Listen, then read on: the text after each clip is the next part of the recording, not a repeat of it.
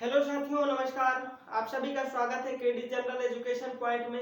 साथियों, आज मैं फिर से आ गया हूं, आपका दोस्त मनोज यादव।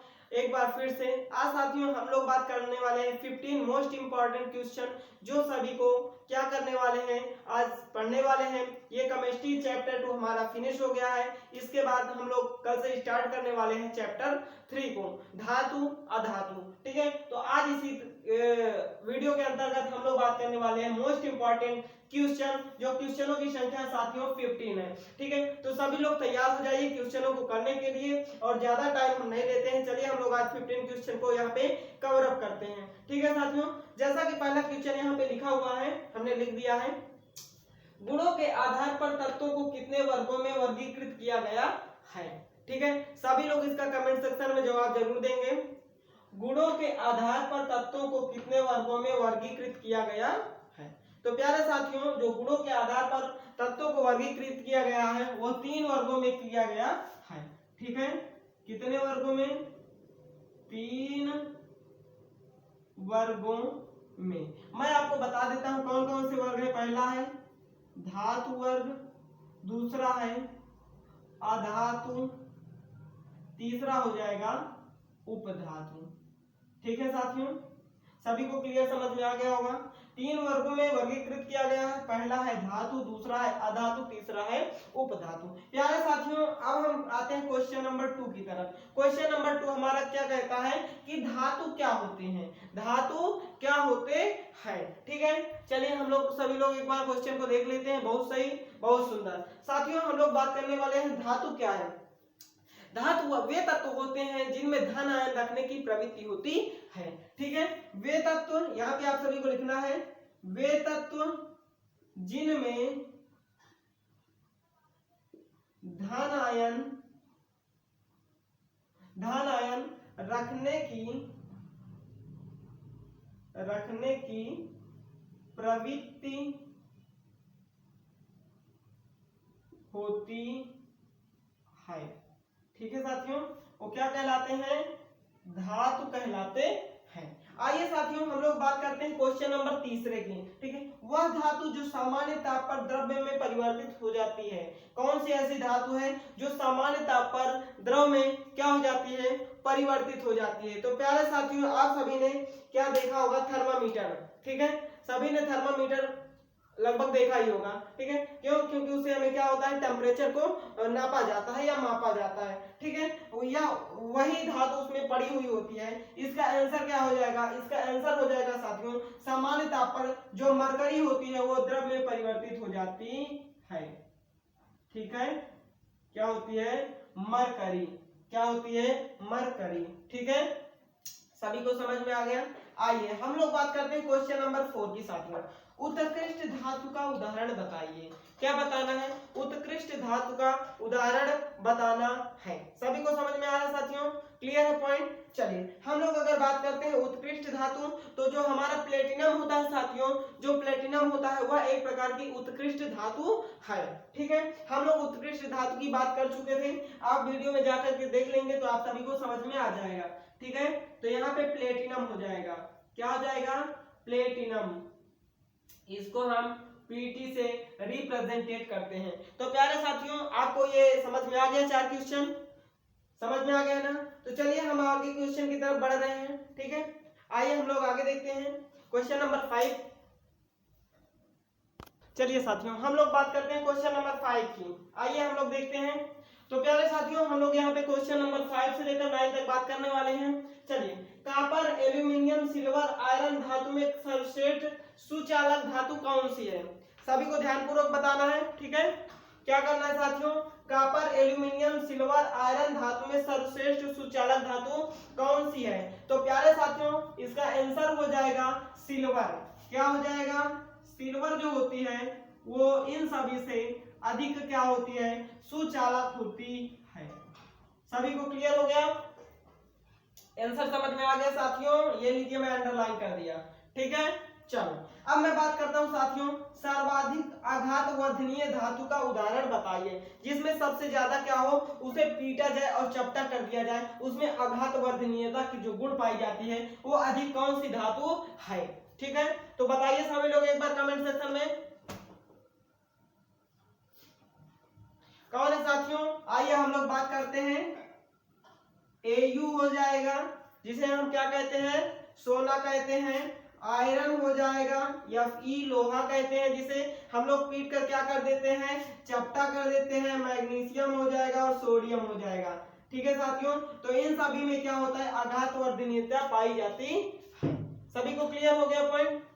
चलिए साथियों, हम लोग बात करते हैं क्वेश्चन नंबर 7 की। धातुओं को खींचकर पतला करने की जो उसमें क्या होती है? क्षमता होती है, उस क्षमता को क्या कहते हैं, या उस विधि को क्या कहते हैं? साथियों यहाँ पे हो जाएगा धातुओं को खींचकर पतला करने की जो क्षमता होती है। सही है, चलिए तो हम लोग यहाँ पे बात करते हैं, उसको क्या कहते हैं साथियों?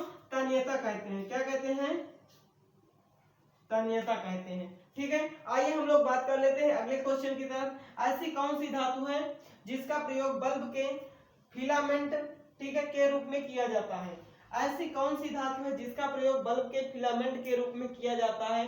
तो सभी को पता होगा साथियों, सभी लोग बल्ब यूज करते होंगे, है ना, देखते भी होंगे। तो वो धातु होती है साथियों टंगस्टन। क्या होती है? टंगस्टन। टंगस्टन। ठीक है, चलिए हम लोग बात कर लेते हैं साथियों क्वेश्चन नंबर 9 की। सोना धातु का घनत्व मैग्नीज धातु की अपेक्षा क्या होता है? साथियों सोना धातु का घनत्व जो होता है वो मैग्नीज की अपेक्षा अधिक होता है। क्या होता है? मैग्नीज की अपेक्षा अधिक होता है। ठीक है, सोना का घनत्व, सोना का घनत्व क्या होता है? अधिक होता है। ठीक है, अधिक होता है। अब यहाँ पे हम लोग ये भी देख लेंगे साथियों, ये हमारी क्लास का जो मोस्ट इम्पोर्टेंट मतलब मेथड होता है वो ये होता है कि हम आप सभी को क्या करते चलेंगे? बताते चलेंगे इसमें क्या कितना घनत्व है, कितना घनत्व नहीं है। ठीक है, तो हम लोग बात करने वाले हैं सोना धातु का घनत्व कितना होता है साथियों? जो सोना धातु का घनत्व होता है वह होता है 1, ये देख लीजिए आप सभी लोग आराम से, 19.3 पर सेंटीमीटर क्यूब। क्या होता है? 19.3 पर सेंटीमीटर क्यूब होता है। अब आइए हम यहीं पे बात कर लेते हैं मैग्नीज की। किसकी? मैग्नीज की। ठीक है, तो मैग्नीज क्या हो जाएगा साथियों? 1.71 सेंटीमीटर पर क्यूब। ठीक है, तो ये देखिए यहाँ पे मैग्नीज का कम हो गया और सोना का घनत्व तो ज्यादा हो गया। ठीक है साथियों, ये सभी को समझ में आ गया। चलिए हम लोग बात करते हैं 6 क्वेश्चन की ओर। हमें यहाँ पे 15 क्वेश्चन क्या करने हैं? मोस्ट इंपॉर्टेंट जो है वो बताने हैं, वो करने हैं। ठीक है, तो चलिए हम लोग बात करते हैं क्वेश्चन नंबर 10 की। चलिए साथियों हम लोग बात कर लेते हैं क्वेश्चन नंबर 10 की। ठीक है, यहाँ पे सभी लोग ध्यानपूर्वक समझिएगा, समझने की कोशिश करिए, क्वेश्चन बहुत ही इंपॉर्टेंट है। ठीक है, आपको जल्दी से ये क्वेश्चन मिलने वाले नहीं है, मैंने बहुत ही एनसीईआरटी बुक से इसको उठाया है। ठीक है, तो चलिए, कौन सी धातु ठंडे जल से क्रिया करके हाइड्रोजन गैस निकालती है या मुक्त करती है? ठीक है, कौन सी धातु ठंडे जल से क्रिया करके हाइड्रोजन गैस मुक्त करती है? बताइए सभी लोग एक बार कमेंट सेक्शन में। चलिए सभी लोग एक बार कमेंट सेक्शन में इसको इस क्वेश्चन का आंसर बता दीजिए। चलिए, तो यहाँ पे हो जाएगा साथियों, जो क्षार धातुएं होती हैं, ठीक है, वो क्या करती हैं? ठंडे जल से अभिक्रिया करके क्या करती हैं? क्षार धातुएं, ठीक है, ठंडे जल से अभिक्रिया करके हाइड्रोजन गैस मुक्त करती हैं। जैसे क्या हो जाएगा? Na। क्या हो जाएगा? Na हो जाएगा, K हो जाएगा, यानी इसको हम कहते हैं सोडियम, इसको कहते हैं पोटास। ठीक है, ये क्या करेंगे साथियों? ठंडे जल से अभिक्रिया करके जो हाइड्रोजन गैस है उसको मुक्त करती है। आइए हम लोग क्वेश्चन 11 की बात करते हैं। क्वेश्चन 11 क्या कह रहा है? कौन सी धातु जल के साथ सामान्य ताप पर क्रिया करती है? कौन सी धातु जल के साथ सामान्य ताप पर क्रिया करती है? प्यारे साथियों, यह क्वेश्चन मोस्ट इंपॉर्टेंट है, सभी लोग इसको शेयर कर दीजिएगा और देखिएगा और नोट्स बनाते चलिए। ठीक है, इसी तरह से हम क्वेश्चन जो चैप्टर है, चैप्टर फिनिश होने के बाद हम 15 क्वेश्चन मोस्ट इंपॉर्टेंट आपको करवा देंगे। ठीक है, तो चलिए हम लोग बात करते हैं कौन सी धातु जल के साथ सामान्य ताप पर क्रिया करती है? बताइए सभी लोग एक बार, कौन सी हो जाएगी यहाँ पे? सोडियम धातु। कौन सी धातु है? सोडियम। ठीक है, यह कैसी धातु है? एक क्षारीय धातु है। कैसी धातु है? यह एक क्षार धातु है। ठीक है, यह एक कैसी धातु है साथियों? क्षार धातु है। ठीक है, आइए हम क्वेश्चन नंबर 12 की बात करते हैं। धातु के ऑक्साइड सामान्यतः कैसी प्रवृत्ति रखते हैं? जो धातु के ऑक्साइड होते हैं वो सामान्यतः कैसी प्रवृत्ति रखते हैं साथियों? तो वो सामान्यतः कैसे रखते हैं? सभी लोग एक बार कमेंट सेक्शन में बताओ, हम ऐसे तुरंत जल्दी थोड़ी ना बता देंगे। ठीक है, कौन सी जो धातुओं के ऑक्साइड होते हैं वो सामान्यतः कैसी प्रवृत्ति रखते हैं? तो सामान्यतः साथियों वो व्यवहार कैसा रखते हैं? क्षारीय व्यवहार दर्शाते हैं। ठीक है, क्षारीय व्यवहार दर्शाते हैं। ठीक है, चलिए हम लोग बात करते हैं क्वेश्चन नंबर 13 की। कौन सी धातु शीतल व गर्म दोनों दशाओं में जल से क्रिया नहीं करती है? यानी चाहे उसको ठंडा मौसम दिया जाए या चाहे उसको गर्म मौसम दिया जाए, वो दोनों में क्या करेंगी? अब क्रिया नहीं करेंगी। जैसे अगर कोई ठंडा मौसम पा लेता है, यानी जो लोहा होता है उसको हम कहाँ नमी में रख देते हैं तो उसमें क्या हो जाता है? जंग लग जाता है, यानी वो उससे अब क्रिया कर ले रहा है। ठीक है, तो ऐसी कौन सी धातु है जो दोनों दशाओं में क्या करती है? क्रिया नहीं करती है, क्रिया नहीं करती है। तो आप सभी को बताना है साथियों, सभी लोग बताइएगा क्या हो जाएगा यहाँ पे?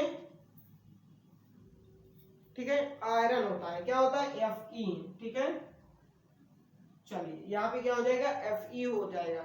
आइए हम लोग बात करते हैं, ये एक्सेप्शन में भी हो सकता है। ठीक है, क्या हो सकता है? एक्सेप्शन में भी हो सकता है। तनु सल्फ्यूरिक अम्ल और मैग्नीज से अपक्रिया करके क्या बनाता है? यहाँ पे देख लीजिए H2SO4, ठीक है, प्लस मैग्नीज है। ठीक है, अपक्रिया करवा दिए, क्या बना लिया? MnSO4, मैग्नीशियम सल्फेट बना लिया, और क्या बना लिया साथियों?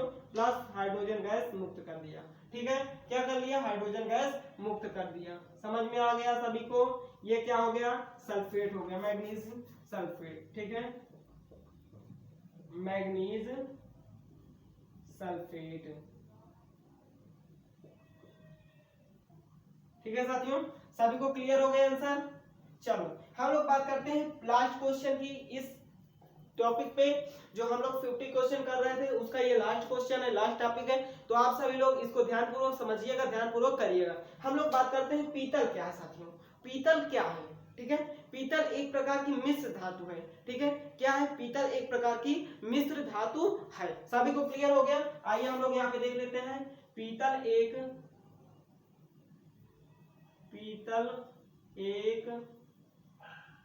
मिश्र धातु है। अब हमें यहाँ पे ये भी देखना है कि इसमें कितने कितने परसेंट मिश्रित है। ठीक है, कितने परसेंट क्या है इसमें? मिश्रण मिलाया गया है। तो चलिए हम लोग इसको भी देख लेते हैं। ठीक है साथियों, यहाँ पे जो कॉपर होता है 70% होता है। क्या होता है? कॉपर 70% होता है और जिंक 30% होता है। ठीक है, कॉपर कितना होता है? 70% होता है और जिंक कितना होता है साथियों? 30% होता है। कितना परसेंट? 30%। इन्हीं दोनों के मिक्सचर से क्या बनता है साथियों? पीतल बनता है। क्या बनता है? पीतल बनता है। ठीक है, समझ में आ गया साथियों? तो इसका ये हमने यहाँ पे परसेंटेज दे दिया, मिश्र धातु बता दिया। ठीक है, अब एक लास्ट क्वेश्चन हमारा है, आप सभी उसका आंसर जरूर दीजिएगा। ठीक है, एंटीमनी कैसी धातु है? यहाँ पे हमारा लास्ट क्वेश्चन है, एंटीमनी कैसी धातु है? ठीक है, कैसी धातु है? इसका आंसर सभी लोग कमेंट सेक्शन में जरूर दीजिएगा। ये लो, ठीक है साथियों, तो एंटीमनी कैसी धातु है, इस क्वेश्चन का आंसर आप सभी लोगों को कमेंट सेक्शन में जरूर देना है। जब तक आप वीडियो लास्ट तक देखेंगे नहीं तब तक आपको समझ में नहीं आएगा। तो प्यारे साथियों, आप सभी इसका स्क्रीनशॉट ले लीजिए और हम लोग यहीं पे ये चैप्टर को खत्म करते हैं। अगला चैप्टर, नेक्स्ट चैप्टर जो 3 चैप्टर है, लेसन नंबर 3 है, कल से उसका हम वीडियो स्टार्ट करेंगे, कल से हम उसको पढ़ाना स्टार्ट करेंगे। तब तक के लिए धन्यवाद, थैंक यू, जय हिंद, जय भारत।